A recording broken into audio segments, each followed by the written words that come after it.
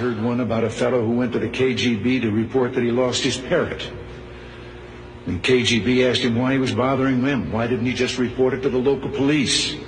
Well, he answered, I just want you to know that I don't agree with a thing my parrot has to say. The story was an American and a Russian arguing about their two countries. And the American said, look, in my country, I can walk into the Oval Office, I can pound the president's desk and say, Mr. President, I don't like the way you're running our country. And the Russian said, I can do that. The American said, you can? He says, yes. I can go into the Kremlin, to the General Secretary's office, pound his desk and say, Mr. General Secretary, I don't like the way President Reagan's running his country. Man walking along the street at night, Moscow, Soviet soldier called to him to halt. He started to run. The soldier shot him.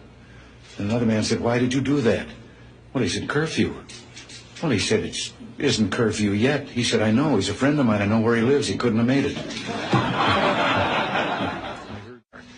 I didn't tell this one to Gorbachev. You know, there's a 10-year delay in the Soviet Union of delivery of an automobile. And you go through quite a process when you're ready to buy, and then you put up the money in advance. But this man, he laid down his money, and then the fellow that was in charge said to him, okay, come back in 10 years and get your car. And he said, morning or afternoon?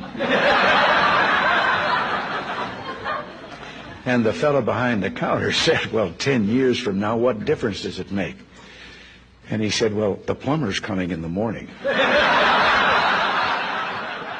3 dogs, an American dog and a Polish dog and a Russian dog. They were all having a visit, and the American dog was telling them about how things were in this country.